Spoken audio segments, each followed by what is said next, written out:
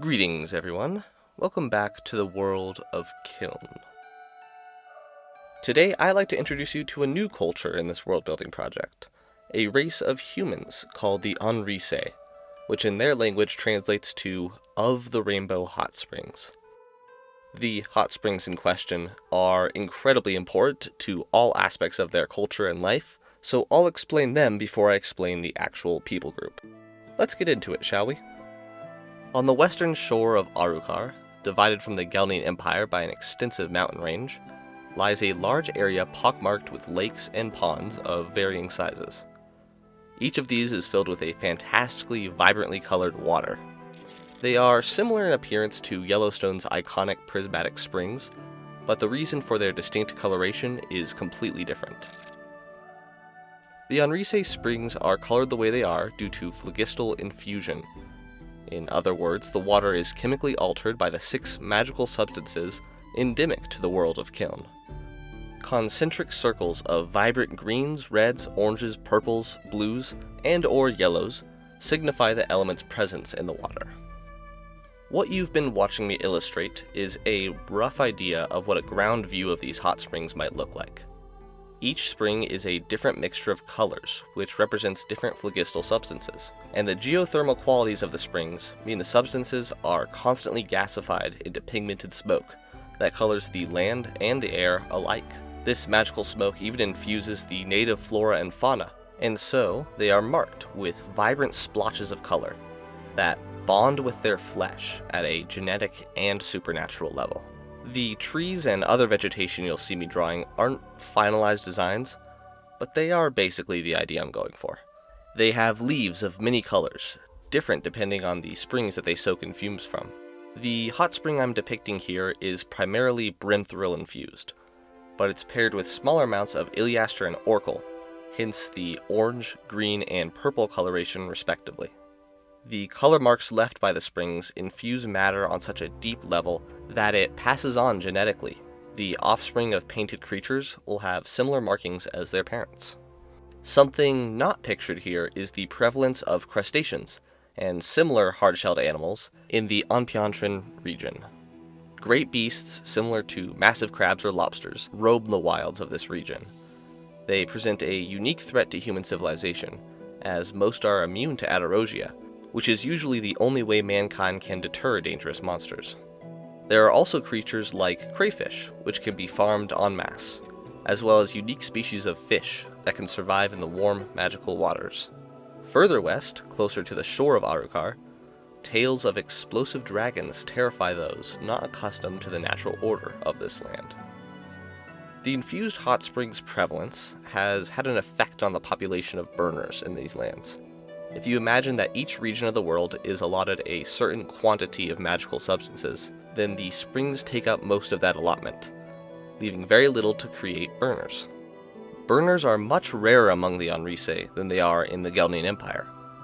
As a consequence, burners are seen as incredibly important in Enres culture, holding a place in society almost akin to demigods. So here's my rough concept of the Enres hot springs. I don't have much experience with environment art, so this piece isn't fully to my liking, but it does get the point across relatively well. The more lore I write for the Enres and their lands, the clearer the visual in my head will get, and hopefully the art will improve as well. One of the main things I left out was the prevalence of reed-like plants around the springs, which is somewhat important, especially to the character design I'm going to do. But now that you have a better understanding of the region, I can launch into the actual people and character design. The Holy Gelnian Empire interrupts this video to recognize our coffee loyalists. Huge thanks to Cryptic Art and Pokin for their donations to the Empire.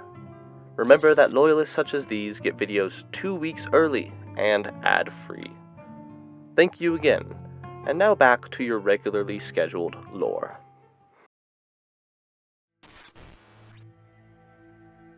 As the animals and plants are painted by the springs, so too are the Enres people. Generations upon generations of treading the vibrant waters and being saturated with the smoke have dyed the skin of the Enres vibrant colors.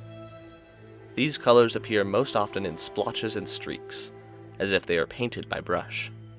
Because the magical markings are genetic, they are used as a very fast way of identifying one's ancestry. Most Enres could tell you the skin patterns of their nobility, or recognize someone from the same village by a description of their coloration alone. The Enres are ruled by a pentarchy, each of the 5 leaders being burners, one of each type except for Iker. These are always chosen from noble families who act as kind of dukes or barons over their own allotted land. Burners found amongst their populations are adopted into their great houses and trained by old masters in monasteries until they can graduate into serving the greater community. The Gelnian Empire once claimed a portion of Enres land as a Gelnian colony, although Enres uprisings and skirmishes have always pushed back on their attempted dominance. Such skirmishes and small uprisings have only escalated over time, although both the Gelnian and Enres governments have avoided declaring open war in the interest of continued trade and, in Gelni's case, continued research on the hot springs, which are the only example of natural phlogistal infusion. The Enres are also in a very defensible position in relation to Gelni because of the mountain range between them. This is likely the main reason they weren't forcibly taken over decades ago. Burners in Enres society are automatically viewed as a higher caste. The Enres believe burners hold a literal piece of their god's soul inside of them. It's not that they are actually a physical avatar of the god, it's instead like they are capable of becoming a vehicle for their god's will, more so than a regular person is. Enres burners wear extravagant masks, which depict one of their 5 deities and hide their human identity. What you see me designing currently is an Iliaster burner, who the Enres believe hold a piece of Vershi, the wise warrior god. Iliaster burners are called Verkaru, and they all wear masks depicting Vershi as a combination of a crustacean and a wise old man. I eventually settled on a female Verkaru as an example illustration, mostly because I liked the Amazonian vibe. That being said, anybody might be born an Iliaster burner, and all Iliaster burners are critical to the survival of the Enres. The idea for a massive bow was inspired in part by Japanese longbows, and I give them reed camouflage to emphasize the idea of a hunter. The exposed shoulder was an intentional detail, as burners must have some way to ventilate the smoke their body produces. I also imagined the region to be pretty hot because of the springs, so more breathable clothing helped communicate that idea. I decide later on to remove the shoes altogether, as I think it would make sense that the Verkaru would quietly slip in and out of colorful waters as they stalk their prey, and shoes would probably get in the way of that. I'm quite happy with where this design ended up. I was able to come up with some design motifs that I'll carry into the next Enres designs, such as the patterns in the armor and the general shape language. It took a lot of failed concepts to end up at this point, lots of ideation sketches that I scrapped and I didn't show in this video, but I finally settled on this, which I am satisfied with for the moment. At least satisfied enough to move on to the final design. While all burners are rare among the Enres, Iliaster ones are especially so. As I've mentioned previously, your percentage chance for burning is wholly determined by your geographical location, specifically where you were when you were conceived. Importantly, it has nothing to do with your ancestry. You might think it would be easy to determine where certain burners come from, but the geographical distinctions are often so minute and strange that it is near impossible to predict the element a child might be able to burn, especially in the Enres lands. Burners are highly regarded in Enres society precisely because of this extreme rarity, but that doesn't mean their lives are easy. Quite the opposite, in fact. The Verkaru are believed to be physical embodiments of Vershi, the Enres god of Iliaster.